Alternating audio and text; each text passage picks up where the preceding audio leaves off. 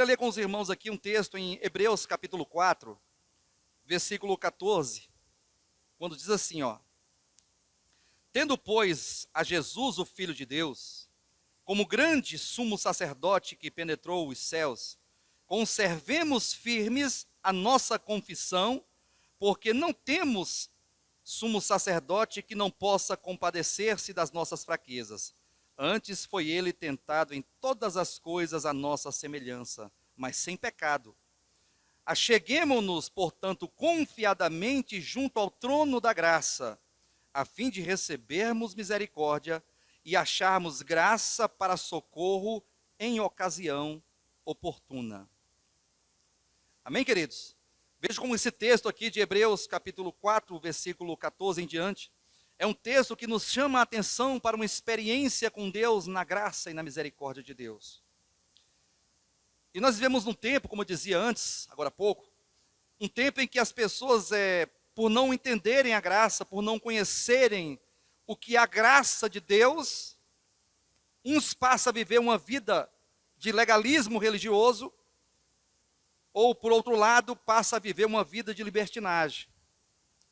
Libertinagem por aqueles que acham que o tempo da graça é um tempo que Deus, ele não cobra nada, ele não exige nada, ele não espera nada, e tudo é a graça, tudo Cristo realizou, e que o sacrifício de Cristo ele é mais do que suficiente para a minha salvação, e que agora, estando salvo em Cristo Jesus, eu não tenho mais nenhuma responsabilidade com nada, e agora eu vou levar a minha vida conforme o meu coração, conforme as minhas vontades, os meus desejos particulares e pessoais. Esse é um pensamento um tanto quanto distorcido da graça de Deus.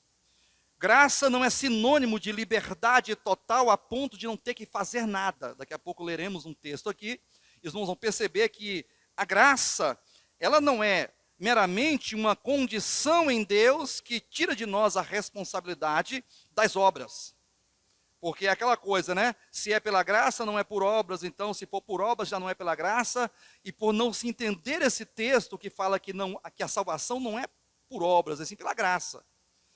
Porque se fosse pelas obras, a graça deixaria de ser graça. Precisamos entender primeiro o que são as obras, portanto, entendermos depois por que a graça ela exclui estas obras, que é falado ali, tanto em Efésios capítulo 2, tá?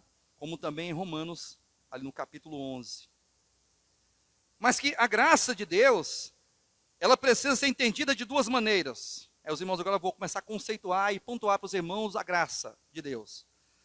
Aqui em Tito, um texto aqui em Tito, capítulo 2, nos é dito assim, ó, atenção.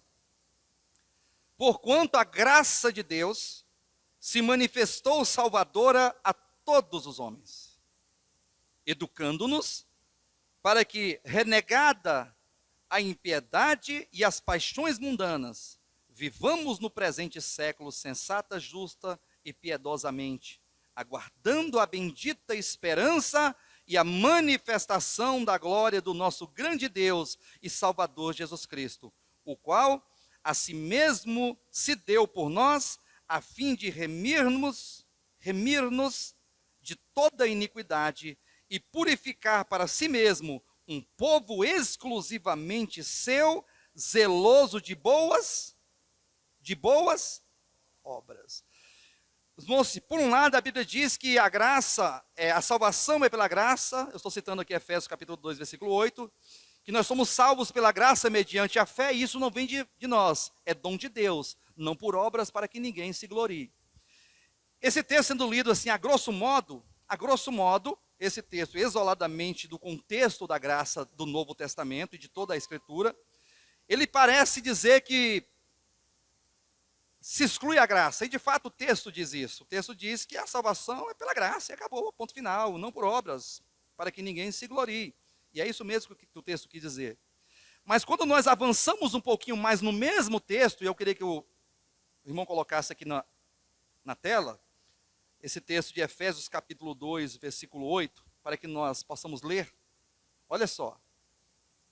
Efésios capítulo 2, versículo 8 diz assim, ó, porque pela graça sois salvos mediante a fé. E isto não vem de vós, é dom de Deus, não de obras, para que ninguém se glorie. Agora olha o que o versículo 10 afirma no mesmo contexto. Pois somos feitura dele.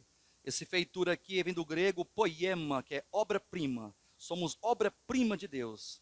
Criados em Cristo Jesus para as boas. Repita comigo. Criado em Cristo Jesus para as boas obras. Então, se por um lado a graça não é por obras, mas a graça é para as boas obras. Quem está entendendo, diga amém. Você não é justificado diante de Deus por aquilo que você pode fazer. Porque se for pelas minhas obras, pelo meu esforço, pela minha força, pela minha capacidade, pela minha inteligência, pela minha perspicácia, pelo meu jeitinho brasileiro de ser salvo, eu nunca seria. Porque eu não tenho condições de suprir e de pagar toda a pendência que estava contra mim diante de Deus. Mas Cristo, com a sua redenção, com o seu sacrifício, Ele me remiu e nos remiu de todos os pecados, pagando toda a pendência que era contra nós e nos justificando diante do Pai. E então a graça de Deus, ela não é pelo meu mérito, e sim pelo mérito de Cristo. Só que agora nós temos que entender que esta graça, ela prossegue, a graça ela não é estanque, ela não é pontual, imediata, no momento. A graça que é dada a nós é uma graça que se desenvolve, que é aplicada em nós e desenvolvida em nós progressivamente durante a nossa vida. Porque se pela graça somos salvos mediante a fé, e isso não depende de obras, mas no momento que você recebe a graça de Deus, você agora é feito, criação de Deus, criada em Cristo Jesus, para as boas obras, para uma vida de boas obras.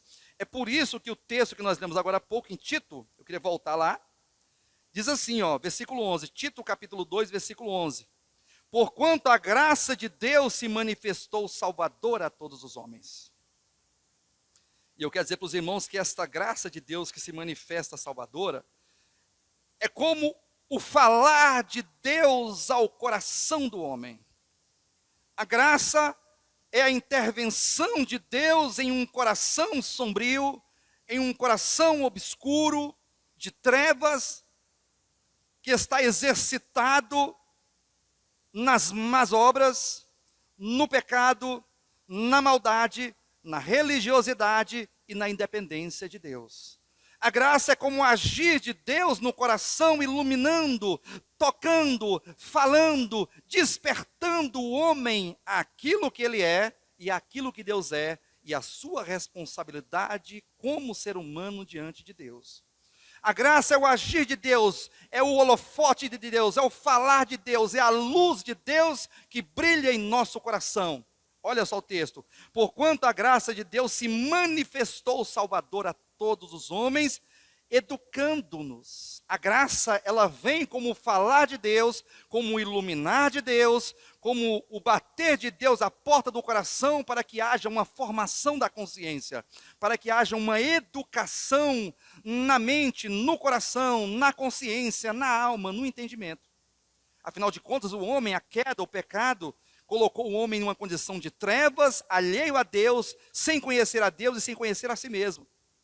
O homem está numa condição totalmente de trevas, de escuridão, numa grande noite de pecado e de vida sem Deus. Só que a graça agora ela se manifesta salvadora. A salvação ela começa pelo iluminar de Deus no coração. E esse iluminar corresponde ao educar de Deus. Essa palavra educar vem de ducto, né? Caminho, passagem, via. Até esses viadutos, né? Viaduto. Tem a mesma raiz aqui do ductor, quer dizer, caminho, passagem, saída. Então, esse termo educar aqui desse trecho, dá o sentido, conforme foi falado e ventilado no ensino da paideia grega, e eu quero dizer para os irmãos que o nosso ensino, a nossa educação, ela é greco-romana, né? A paideia grega, ela alcançou e abraçou, né? Essa educação greco-romana, está em praticamente todo o mundo ocidental. E a nossa cultura educacional é uma cultura greco-romana. E esse texto, conforme a ideia grega, dá o sentido de um pedagogo com uma lanterna ou com um candeeiro na mão. Imagina só um pedagogo, um professor, com uma lamparina na mão, que toma a criança pela mão e sai caminho afora ensinando os valores da vida, ensinando o que é visão de mundo. Então você olha para a paideia grega. O que é a paideia grega? Alguém que, como pedagogo, como professor, como mestre, toma a criança. Então vê, o mestre, a criança, que agora tomada pela mão é levada caminho afora, aprendendo e ouvindo os valores da vida, conforme o sentido paideia quer ilustrar e quer transmitir nesse sentido. E esse texto está aqui porque a graça de Deus como luz para nós, como um candeeiro, uma luz que brilha, que ilumina o coração. E Deus é como o Senhor, como o mestre que toma cada um de nós como crianças, como adolescentes. O ser humano, ele é criança. Ele não tem entendimento, ele não tem percepção, ele não tem maturidade, ele não tem visão de mundo, ele está perdido em seus delitos e pecados nas trevas da morte e do pecado. E agora Deus nos toma pela mão, a graça de Deus é como o agir de Deus que tomando o ser humano pela mão, eu falo ser humano porque a graça se manifestou Salvador a todos os homens, não somente aos cristãos, aos crentes, mas a todos os homens, educando-nos nesse sentido, ou seja, gerando em nós uma consciência por meio do iluminar do Espírito Santo em nós. Isso é graça. Você está sendo iluminado por Deus? Você está sendo levado pela mão do Altíssimo na tua vida, no teu caminhar, na tua trajetória como ser humano, como pai, como mãe, como filho, como cidadão, como patrão, como um funcionário, como um cristão? Você está sendo levado pela mão, recebendo de Deus as orientações, as instruções, os ensinamentos, toda essa formação que acontece na nossa consciência para que essa luz brilhe a cada dia e que você se encontre em uma condição de dia perfeito, de perfeito entendimento de quem é Deus, um perfeito e pleno conhecimento de Deus. A graça é isso. É o agir de Deus no coração, na alma, trazendo essa iluminação e gerando essa educação em nós, formando em nós esta consciência de Deus, de você mesmo, das pessoas, da vida e de toda a responsabilidade que nós levamos em nossos ombros como pessoas. Isso é graça. Agora veja que a graça, quando ela educa para quê? Olha só a oração que você segue, essa oração final. Versículo 12. A graça de Deus se manifestou o Salvador a todos os homens, educando-nos. Paulo ele se inclui, né? Quando ele fala a graça de Deus se manifestou o Salvador a todos os homens, aí ele se inclui, educando-nos, educando a todos nós. Para quê? A graça se manifesta, a graça gera consciência, a graça ilumina, a graça educa, a graça ela te dá a percepção das coisas, para que uma vez iluminado, olha só, o que é a graça, aonde a graça quer te levar? Para que renegadas a impiedade e as paixões mundanas. A graça ela te ilumina para que você repudie, renegue toda impiedade e paixão mundana. Aqui está as obras. Quem está entendendo, diga amém. A graça não te coloca em uma condição de pecado, de libertinagem, de descomprometimento, de alienação. Não, a graça não foi entregue para isso não. A graça foi entregue para que você, uma vez educado, formado, esclarecido, iluminado, você possa exercer o teu livre-arbítrio em servir a Deus, em renegar a si mesmo, porque toda impiedade e paixões mundanas estão dentro da nossa alma. O ser humano, ele é cheio de paixões caídas. O ser humano é aquele que ele é individualista. E se ele age em favor de alguém é por pretensão, é por conveniência, é buscando os seus próprios interesses, é um amor falso, um amor político, um amor parcial, porque toma lá e dá cá. Você me ama, eu te amo, se você estiver comigo, eu estou com você, se você me der, eu te dou em troca, se você me servir, eu te sirvo. Isso não é amor, porque o amor não busca os seus próprios interesses, o amor não se orgulha, o amor tudo crê, tudo sofre. O amor, ele não se ufana, não se ensoberbece. O amor tudo espera, porque Deus é amor. E o amor de Deus sendo derramado em nossos corações, e essa graça iluminando o nosso ser, é para que nós entendamos quem nós somos e o que precisamos fazer e realizar nesta vida, enquanto estamos a caminho, nessa trajetória de vida humana. Sabia que você está numa trajetória de vida humana? E que Deus, quando olha para você, Ele espera de você uma reação positiva diante da graça, diante do Evangelho, diante da palavra. E eu dizia agora há pouco que nós, como ministério, precisamos dar as mãos e precisamos nos unir, precisamos unir forças e cada um exercendo a sua parte de comprometimento nesse serviço para que isso possa prosperar, não prosperar financeiramente, mas é uma prosperidade espiritual, de graça, de vida, de edificação, de famílias, de pessoas, corações alcançados, Deus alcançando os corações e cumprindo nas pessoas toda a sua vontade. E agora, iluminados por Deus, sendo alvos da graça a cada dia, nós estamos em uma grande decisão, em uma grande bifurcação da vida, e para que essas escolhas sejam feitas de um jeito ou de outro. A graça te coloca numa condição de você olhar para dentro de você. E quando você olha para dentro de você e que você percebe ali coisas que não condizem com a verdade de Deus, coisas que não condizem com o Evangelho, coisas que não condizem com o Espírito de Cristo, com a realidade do novo homem, a realidade do reino dos céus, você possa tratar com o teu coração, porque nós precisamos tratar com o nosso coração. Tudo que está dentro de nós, que é negativo, que é maligno, que é corruptível, nós precisamos abandonar, renegar todas as impiedades e as paixões mundanas. Sempre haverá alguma coisinha que precisa ser resolvida dentro de nós. Tem uns que mentem muito, né? Então aquele que se deu conta que mente muito, para de mentir, vai diminuindo aí um pouquinho. Diminui a mentira, diminui pouco a pouco. Porque o mentiroso nato, né? Ele não vai parar de mentir da noite para o dia, não vai conseguir. Mas ele pode diminuir, ele pode melhorar. Ele pode mentir um pouquinho menos, irmão. Calma, segura aí. Aí aquele que costuma falar mal dos outros, diminui, para de falar mal das pessoas e começa a olhar para você e começa a falar, criticar você mesmo. Enquanto nós estamos falando dos outros e criticando os outros, isso pega muito nessa era, né? Nessa era virtual, da tecnologia, né? Das redes sociais. A gente recebe uma mensagem aqui, já vai passando para frente, não quer saber se é verdade. Isso aí é derramar sangue inocente, você pode estar derramando sangue inocente. Não acredite em tudo que você ouve. Busque a verdade. Se você não se interessa em saber da verdade dos fatos, das coisas, das notícias, então também não passe para frente como verdade. Porque você pode estar derramando sangue inocente. Isso não agrada a Deus, isso aborrece a Deus. Então a pessoa que está criticando os outros, ela tem que começar a criticar ela mesma, faça uma autocrítica. Como você está falando? Como você está se comportando? Como você se relaciona na tua vizinhança, no teu condomínio, na tua quadra, no teu trabalho? Como você se relaciona com as pessoas na vida social? Como você está vivendo com a tua esposa, com o teu marido, com os teus filhos? Como você está convivendo na comunidade cristã? Você está exercendo o teu sacerdócio, o teu serviço a Deus? Você está sendo um verdadeiro adorador ou um adorador comum e qualquer, de qualquer maneira? Porque Deus não quer adorador, Deus quer verdadeiros adoradores. E os verdadeiros são aqueles que o adoram em espírito e em realidade. E esse espírito aqui é no espírito de Cristo. Porque as pessoas falam assim, adorar em espírito, aí pensa que é ficar orando.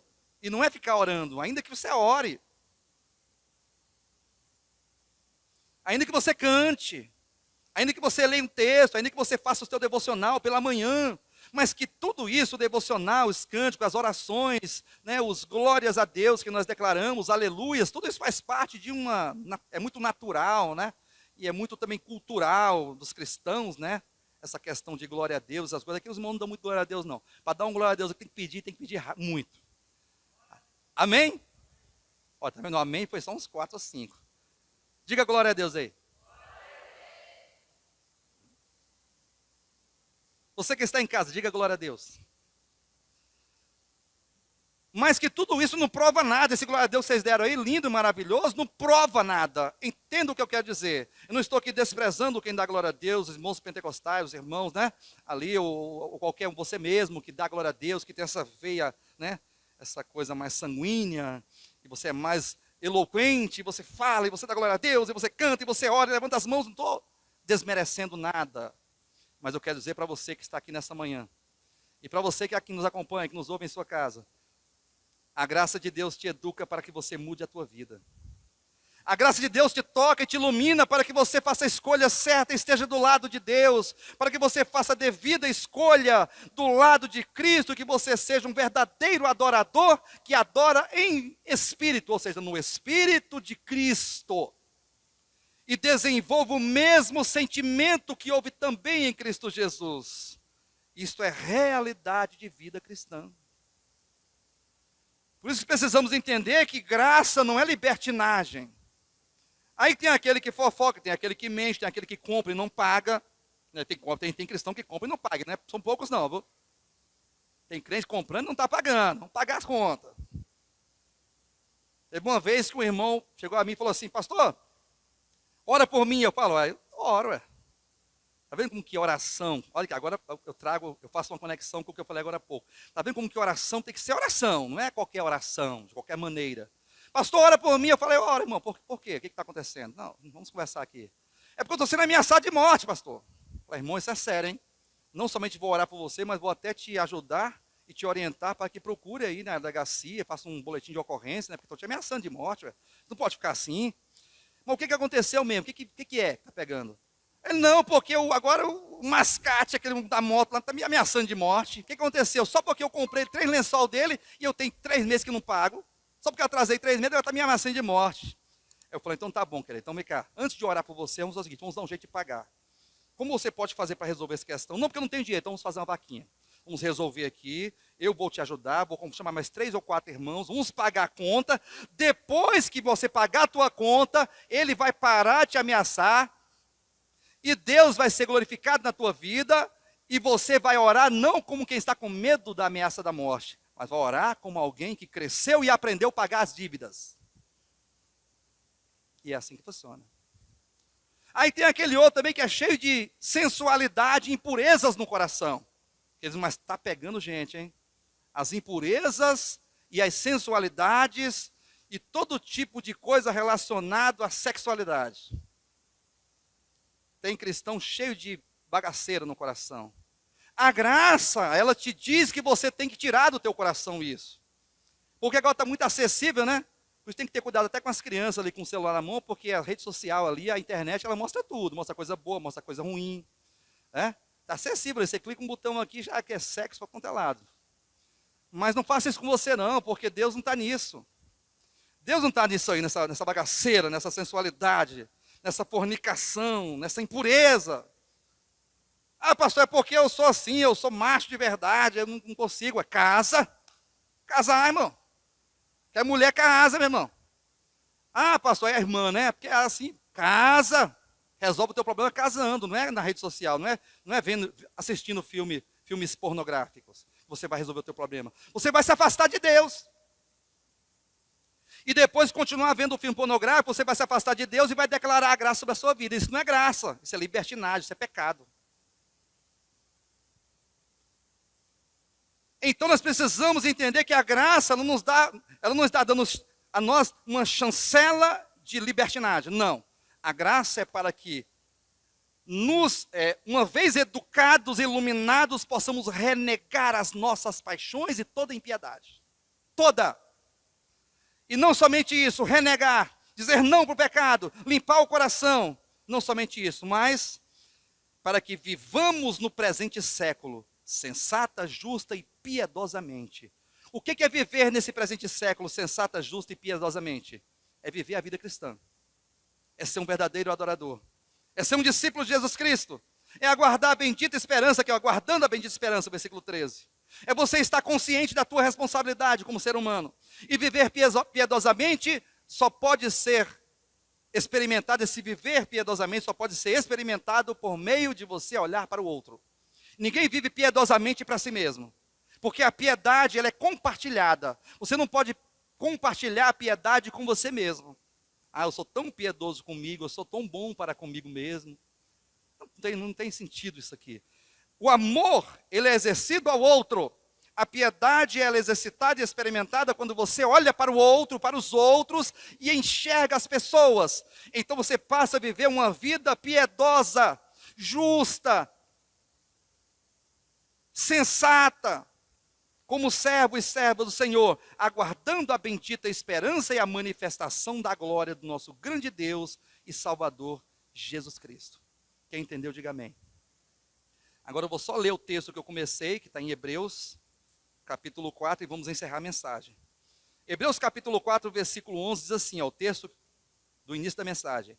Tendo, pois, a Jesus, está como se fosse concluindo, tendo, pois, a Jesus, o Filho de Deus, como grande sumo sacerdote que penetrou os céus, conservemos firme a nossa confissão, porque não temos sumo sacerdote que não possa se compadecer das nossas fraquezas. Nós temos fraqueza sim ou não? Mas a graça está aí.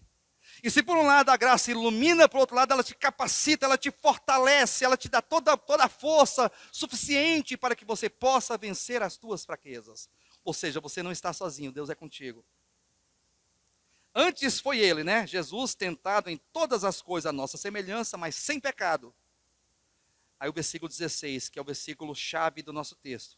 Acheguemo-nos, portanto, confiadamente junto ao trono da graça. Diga para o irmão que está do seu lado assim, eu vou falando e você repete olhando para ele. Achega-se, meu irmão.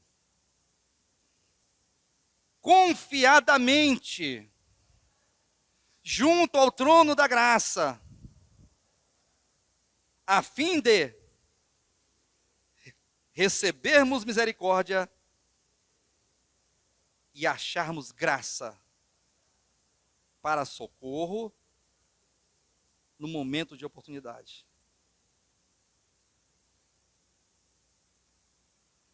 Há um trono armado nos céus. Apocalipse capítulo 4 diz que há um trono armado no céu e alguém sentado. É o trono da soberania eterna, é o trono do poder divino e toda a sublimidade, direção e governo eterno. Deus está entronizado, há um trono na glória hoje. Amém? Só que esse trono hoje, ele é o trono da graça, é o trono da oportunidade, é o trono do momento da cura, da transformação, do novo começo, da renovação. É um trono de vida que emana graça, que emana poder, que emana luz. E hoje devemos achegar a este trono, que hoje é chamado trono da graça. Porque logo, logo ele deixará de ser trono da graça, para ser um trono de julgamento. Aí o trono que hoje te oferece oportunidade, perdão, graça, misericórdia, luz, força, poder, vida, renovação, ele será um trono de julgamento, porque logo, logo estaremos diante do tribunal de Cristo. E cada um vai receber segundo o que estiver feito por meio da sua vida, por meio do seu corpo, por meio do seu viver humano nessa terra. Amém, queridos? Portanto, se achegue. Todos os dias nós podemos achegar junto ao trono da graça. Aí o irmão pergunta, pastor, mas como é que se achega ao trono da graça, se eu sei que o trono da graça é um trono celestial onde o Altíssimo está sentado? Esse trono da graça está dentro de você. Diga, o trono da graça está em mim. Diga, Deus habita em mim. Diga, Deus está entronizado na minha alma, no meu coração. Se achegar ao trono da graça, é ouvir a voz do Cordeiro que bate à porta do teu coração. Se achegar juntamente ao trono da graça, é abandonar os velhos pecados, os velhos vícios, toda a pretensão, toda a religiosidade, tudo aquilo que é caído, e abrir o coração, porque Jesus está batendo a porta do nosso coração. Quando você ouve a voz de Deus no seu coração, quando a mensagem bate, quando Ele fala no teu coração, quando a luz brilha, ilumina e expõe o que está dentro de nós, então você está agora junto ao trono da graça, tendo a condição e a oportunidade de mudar a sua vida.